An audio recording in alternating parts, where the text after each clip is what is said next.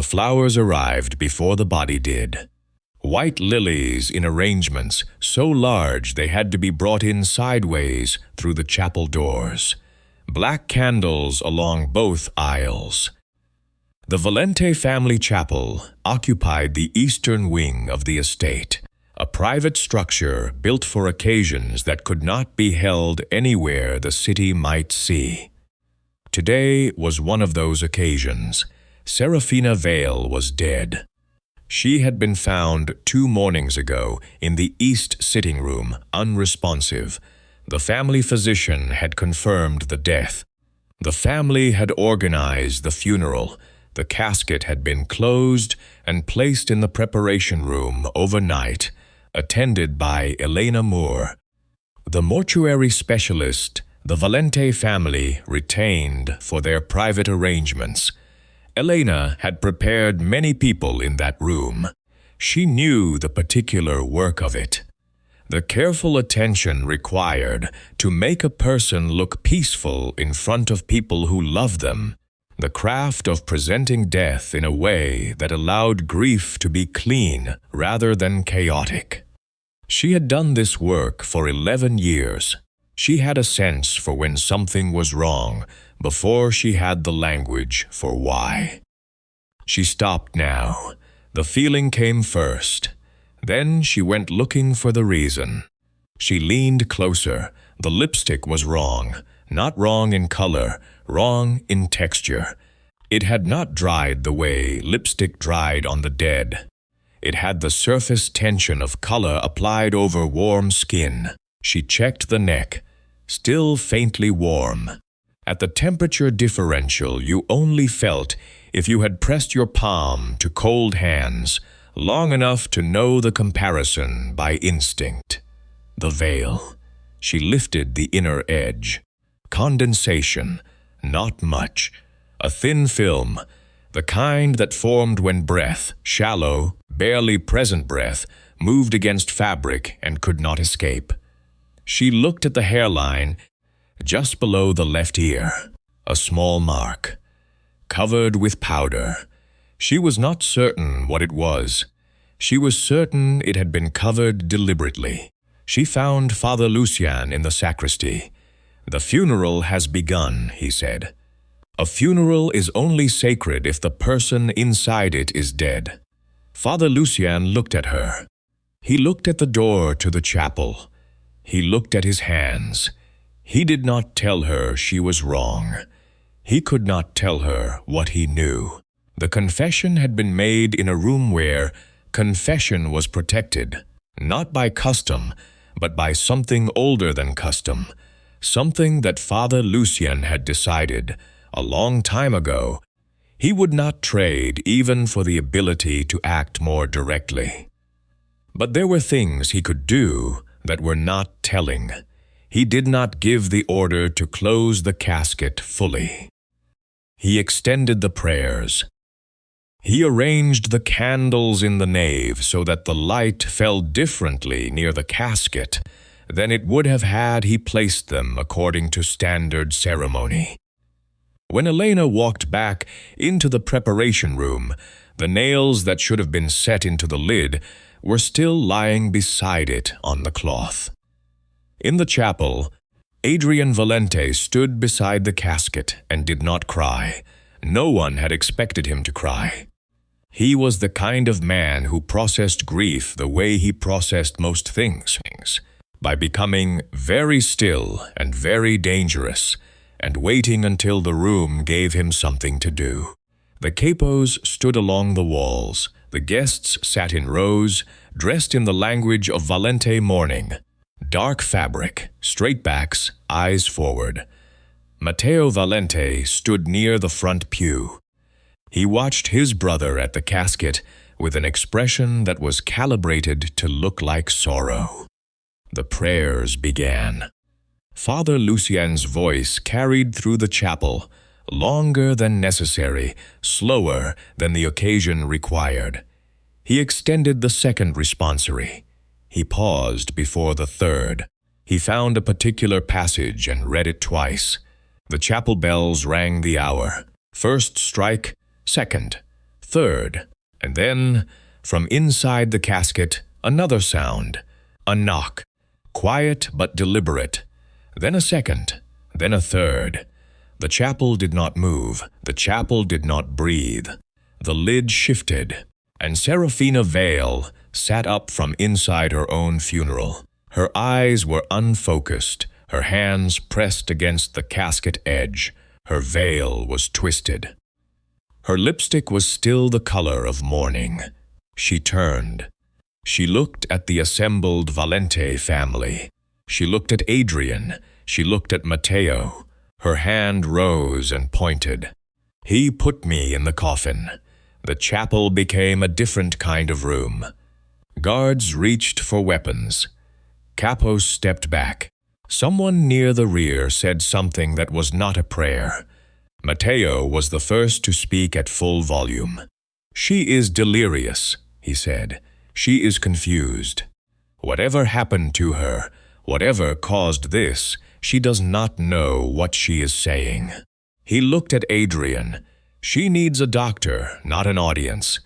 Adrian did not look at Matteo. He was looking at Seraphina. He started toward the casket. Elena put herself between them. "Do not touch her face," she said. "The evidence is still on her skin." Adrian stopped.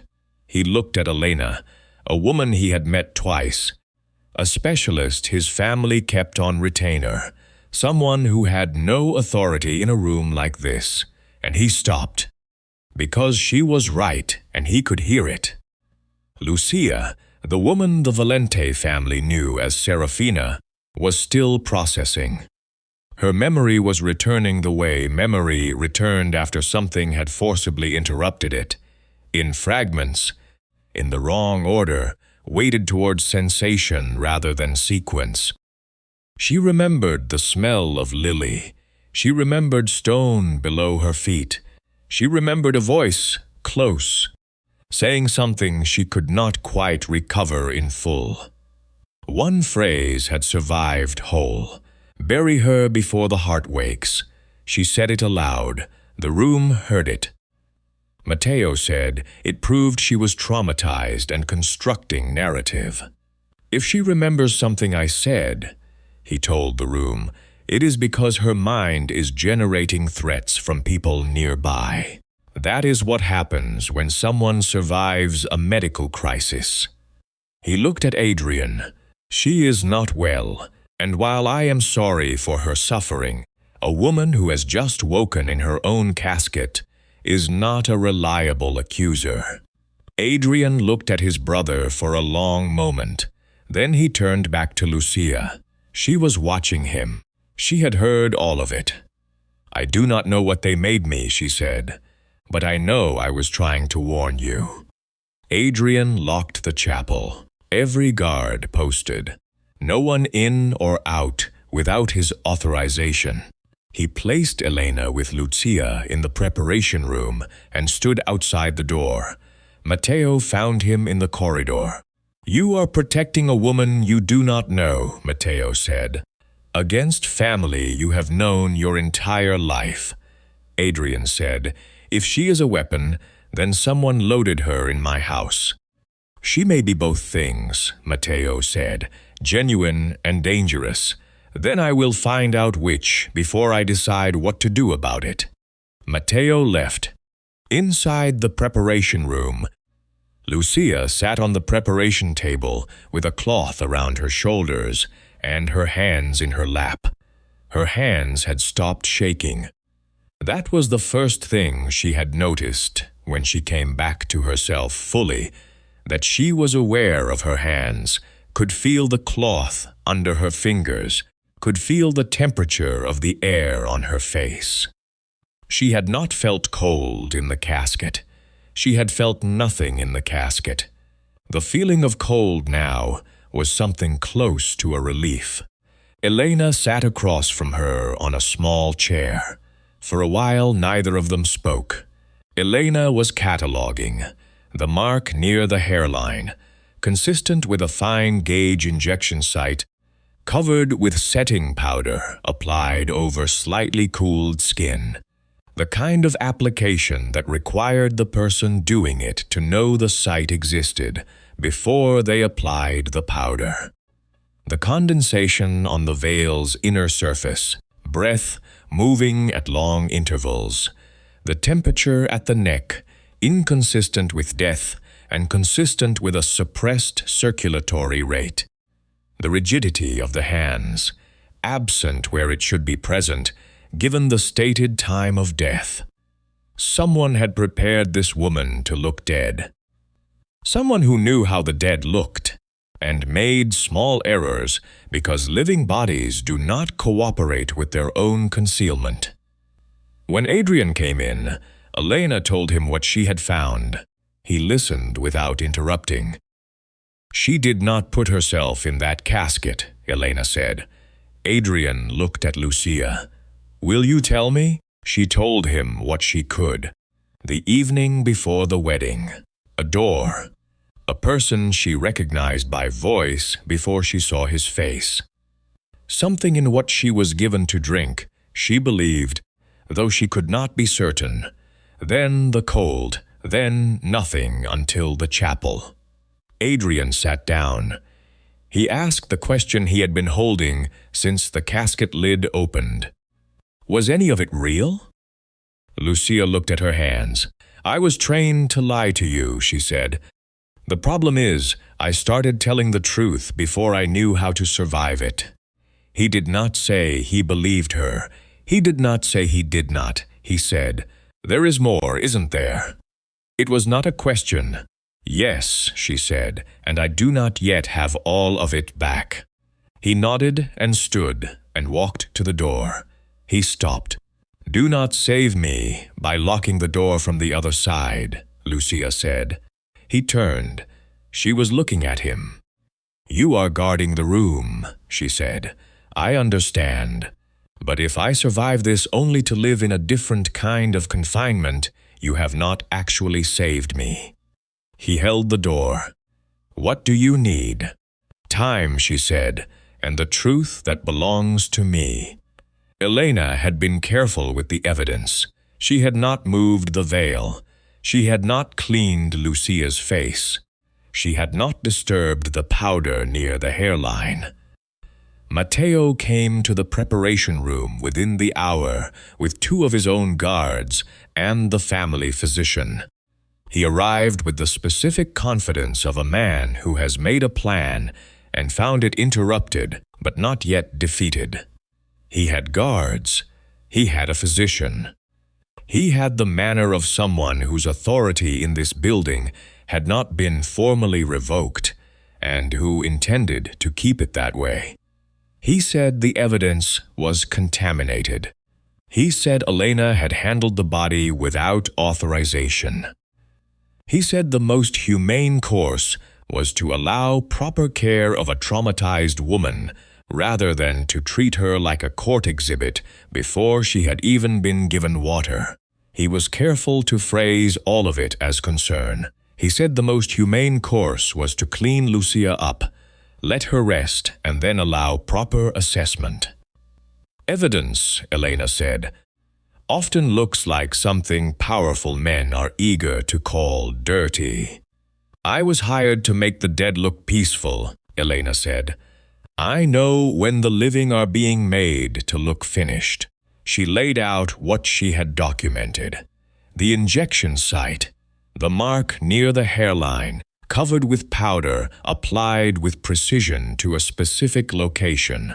The condensation, located on the veil's interior surface, at the point where exhaled air would accumulate.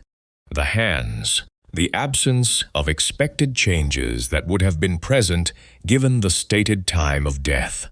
The temperature, residual warmth at the neck, inconsistent with the timeline the family physician had certified.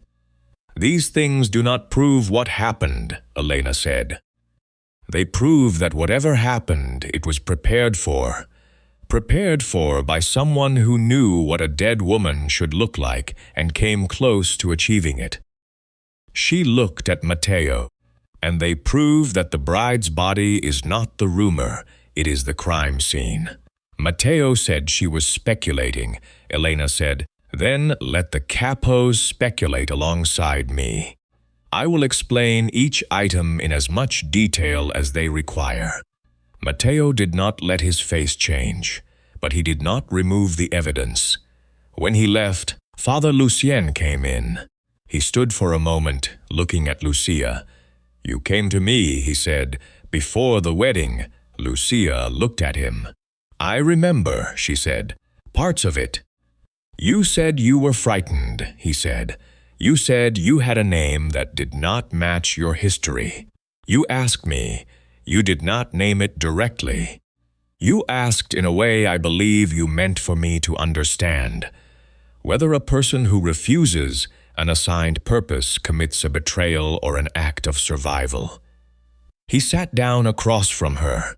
"I could not tell you what I knew," he said. "I am bound by what is spoken in that room." "Then what did you know?" Elena asked. "I knew her confession," he said. "I did not know his coffin." "I know," Lucia said. "But I could give you time," he said. "And I believe I did." "You did," she said. "The nails were not set." He nodded. "The casket was not sealed. The prayers were long. The chapel was warmer than the room where you had been kept." Elena was writing all of this down. Father Lucien handed her the key, a heavy iron key on a cord. "The crypt," he said. "If the truth was buried, it was not buried in the chapel.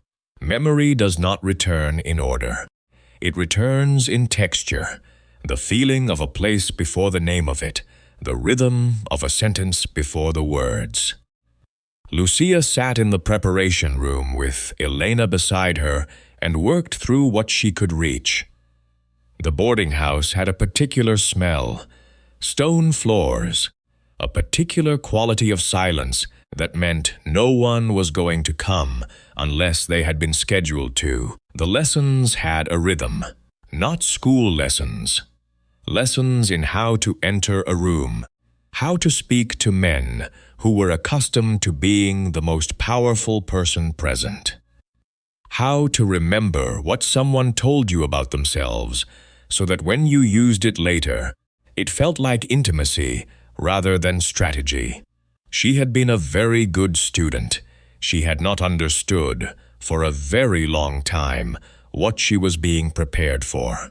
By the time Lucia had enough of her memory to speak it clearly, the pieces formed a picture she had been kept from seeing all her life. Her name was Lucia Rossetti.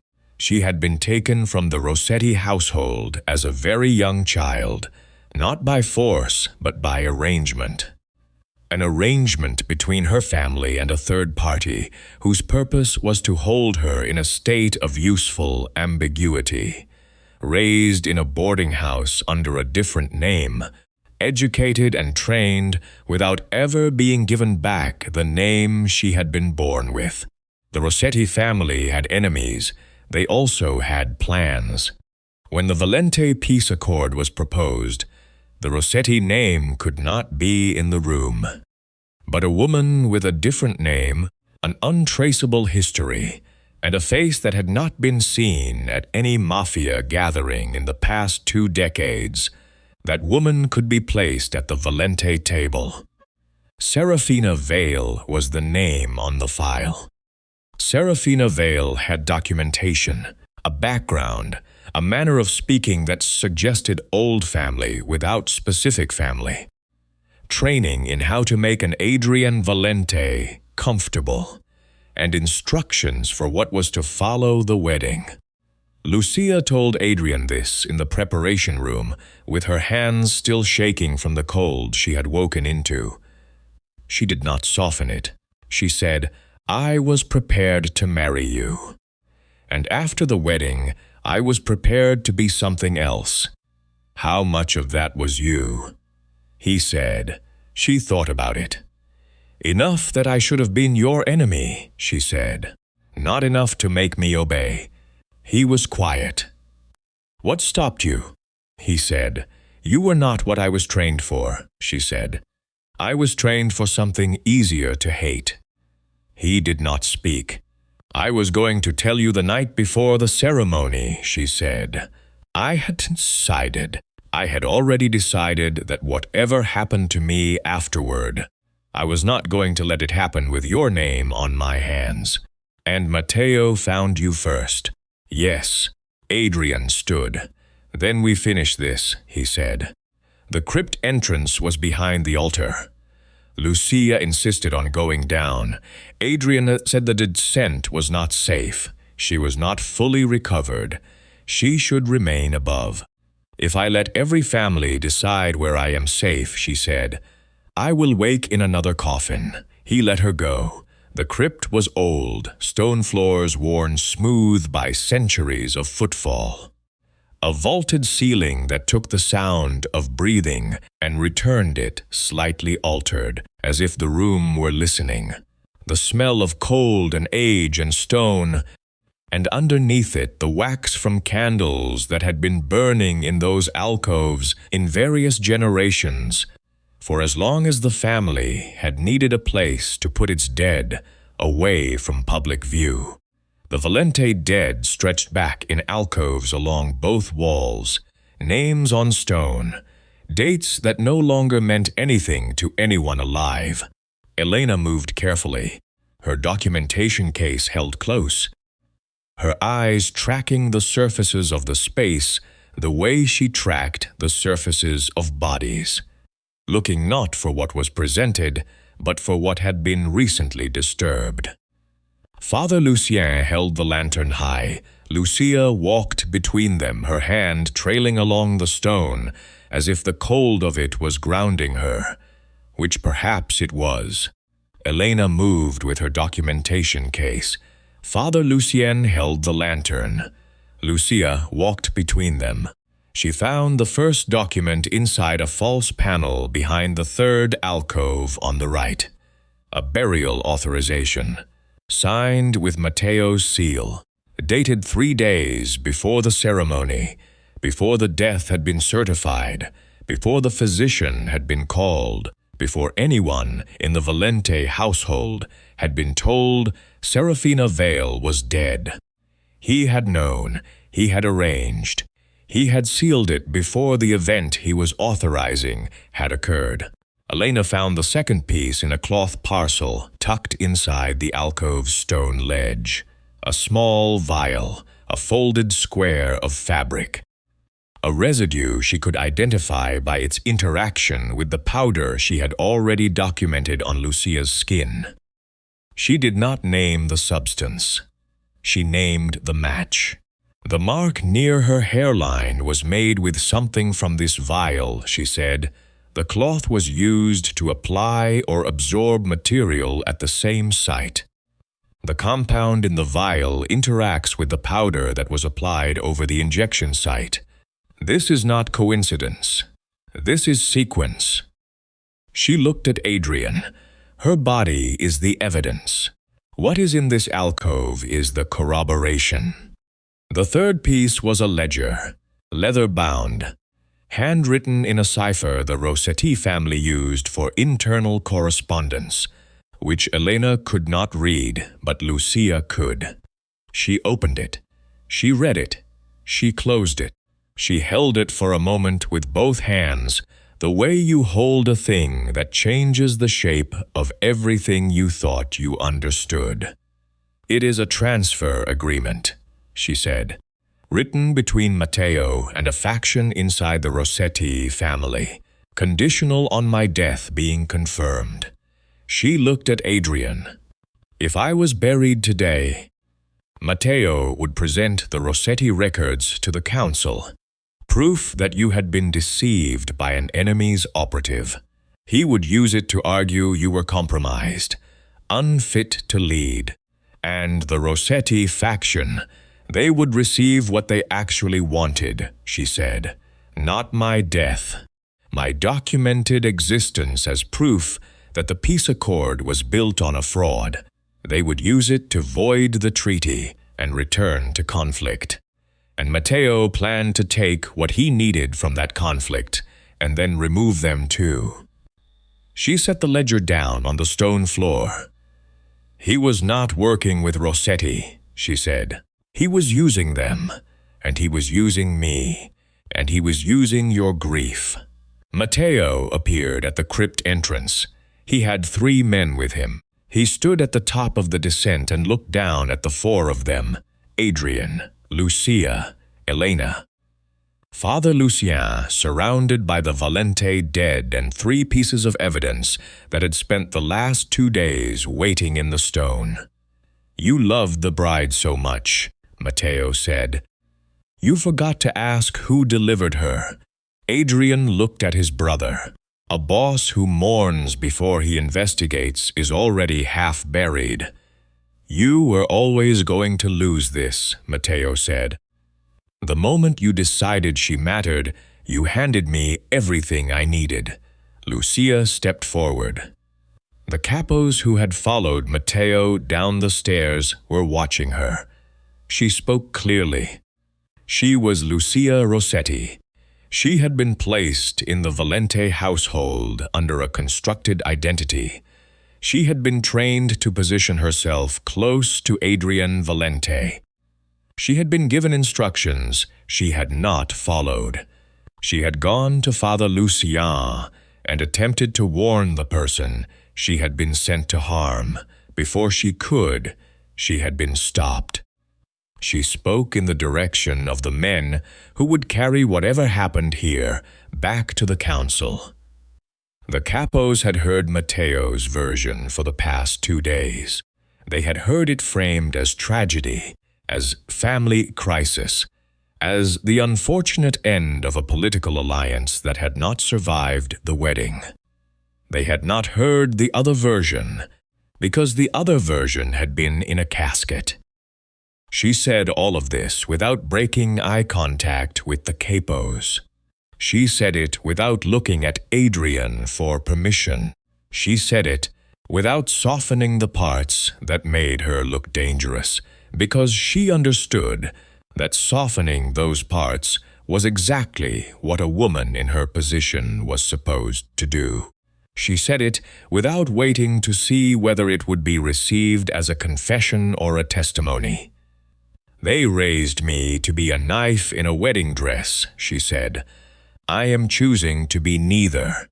Matteo said she was lying. He said she had staged this.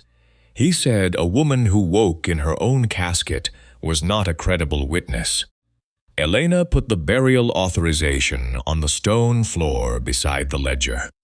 "Signed and sealed before the certified time of death," she said. "By the man currently arguing that nothing was planned." Father Lucien stepped forward. He spoke with the particular authority of a man who had been waiting for the room to reach the moment where he could speak without breaking something sacred. He confirmed that Lucia had come to the chapel before the ceremony. He confirmed that she had expressed fear. He confirmed that she had spoken of a name that did not match her documented identity. He confirmed that she had asked, in the language of someone who wanted to know whether survival constituted sin, whether refusing a mission was betrayal or conscience. The capos looked at Matteo. Matteo looked at the ledger. He tried one more line. "A boss who needs to bury a woman alive to win a chair," Adrian said, "was never strong enough to sit in it." It was not a dramatic moment. It was the moment after drama, the quiet that comes when everyone in a room has already decided and is only waiting for the structure to acknowledge it. The capos who had followed Matteo into the crypt looked at the burial authorization on the floor. They looked at the ledger. They looked at the date on the burial order, the date that preceded the death it had authorized. They looked at Matteo. Matteo looked at the ledger. Matteo looked at Lucia. "You are still a Rossetti lie," he said. Lucia looked at him. "No," she said. "I am the lie you needed dead." His men stepped back. Matteo was taken without violence. He would be held for the council. He would answer for the ledger. He would answer for the burial order. He would answer for the vial and the cloth and the compound that Elena had documented on a living woman's skin. He would not answer quickly. These things never resolved quickly, but they would resolve, and he would be there when they did. After, the crypt was very still. Lucia stood in the middle of the stone floor, with the ledger at her feet and the candles burning down around her. Adrian stood near the entrance. He did not come to her. He waited. She looked at him across the stone and the candlelight and the weight of everything that had been said. "I need to leave," she said. "I know. Not because I was sent back, not because I'm dangerous to you, because I have not yet been myself without someone else deciding what that means." Adrian nodded. "How long? I don't know." "Will you tell me when you're coming back?" "If I come back," she said, "it will be because I decided to. Not because it was safe, or because you needed the alliance, or because there was nowhere else to go." He said, "I understand." She believed him. Elena found her at the chapel gate. Lucia had paused there. The gate separated the estate grounds from the city. On one side, the chapel, the crypt, the capos, the evidence, the casket that was still sitting in the preparation room, and a man at the far end of the aisle who had learned, in the last 12 hours, to wait. On the other side, the city, which did not know her name, either one of them. Elena had a jacket, plain, practical, not a Valente garment, that she held out without comment. Lucia put it on. Elena looked at her. "You look more alive without all their flowers." Lucia almost smiled. "Then let them keep the funeral." She walked out through the gate and into the city that did not know her name, not the one they had given her. Not the one she had been born with, the one she was going to choose. A season passed. The lilies in the chapel were replaced with something seasonal, then seasonal again. The black candles went into storage. The pew where Adrian had stood beside the casket was the same pew. He had not moved it. He had not changed the chapel. He had not sent anyone after her. He had given instructions that if she contacted the estate, the call was to be put through to him directly. No delay, no question. No intermediary deciding whether the call was appropriate. No one had called. He had not expected anyone to. Then, on a morning in that chapel, Lucia walked through the door. She had not announced herself. She did not need to. She was not wearing black. She was not wearing white. She was wearing her own clothes, in her own time, by her own choice. Adrian was at the far end of the aisle. He looked at her. He did not move toward her. He waited for her to close the distance on her terms, at her pace, in her direction. When she reached him, he said, "What name do you want me to use?" She looked at him. "Mine," she said, "the one I choose next." He nodded. "Then tell me when you know it." "I will," she said, and for the first time since the coffin, it felt like a promise she was making to herself as much as to him. Adrian Valente came to the chapel prepared to bury his bride. Instead, he watched her rise from the coffin, accuse his own blood, and remember the life both families had stolen from her. They had dressed Lucia Rossetti as Seraphina Vale. They had trained her as a weapon. They had painted her as a corpse. But by the time she walked out of the Valente crypt, she belonged to none of them. Not to the family that raised her, not to the family that buried her, not even to the man who loved her. She belonged, finally, to the choice that refused to die.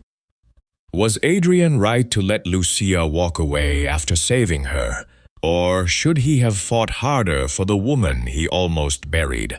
Share your answer below and subscribe to Mafia Hearts and Secrets for more dangerous romances hidden inside the underworld's most powerful families.